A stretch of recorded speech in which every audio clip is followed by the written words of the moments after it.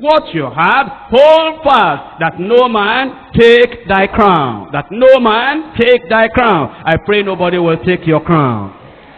Many years ago, persecution against the church, in this particular area I'm talking about now, was very intense, very difficult and very high.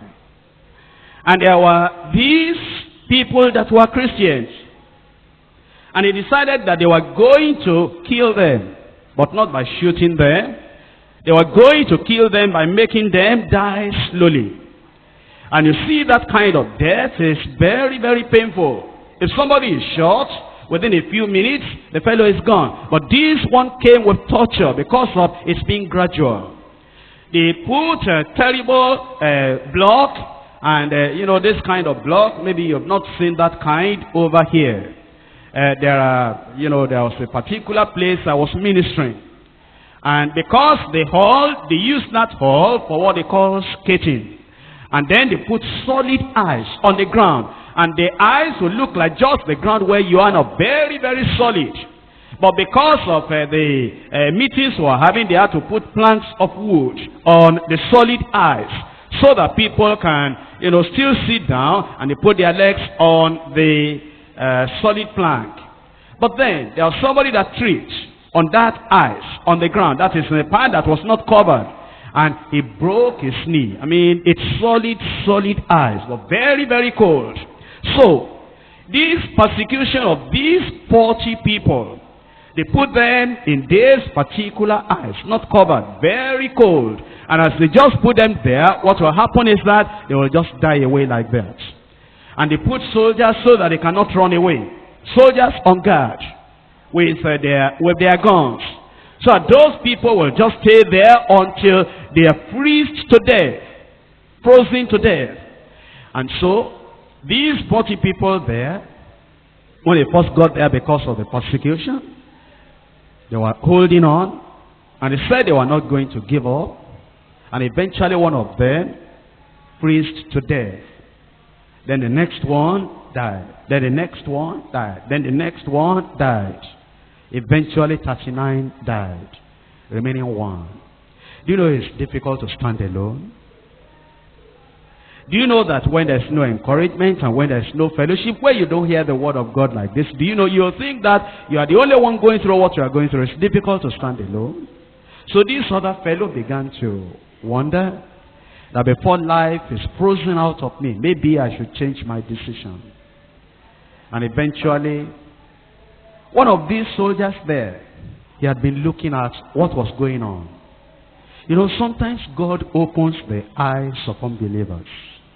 Like he opened the eyes of Nebuchadnezzar and gave him that dream that Daniel interpreted. Like he opened the eyes of Pharaoh and gave him those two dreams that Joseph interpreted.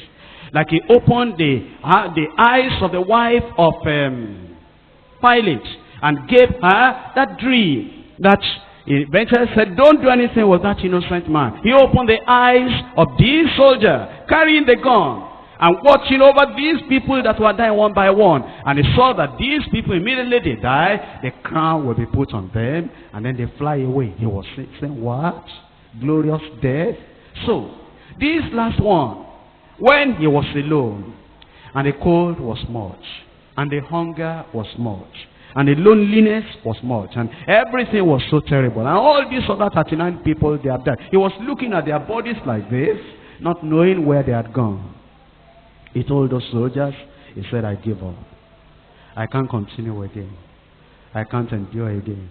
That soldier that God opened his eyes said, you don't want to continue, come out of the ice, let me take your place. And took his place and got his crown.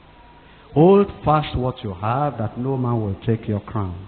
We don't know when Jesus is coming.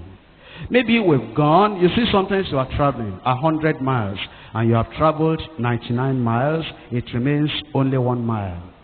Maybe you are feeling tired, maybe you are feeling weary. But look at all the distance you have gone, 99 miles already, and remaining only 1 mile. Why don't you say, even if I die, only 1 mile, I will make it? Why will you allow the devil to take your crown? here we are. Look at how you have prayed. Look at what God has done in your life. Look at the endurance. Look at what we have suffered already. Look at the hunger. Look at the joblessness. Look at how your family rejected you. And we have come to this point now. Is it at this point we will say, I cannot continue again? I cannot follow again? Who will take your crown? Who will take the stars out of your crown?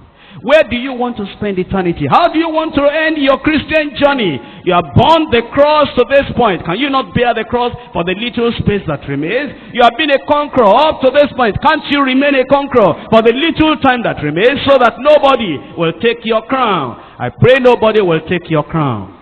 The devil wants you to lose your life, to lose the crown. But Jesus is saying, my son, my daughter, my child, a little bit more endure.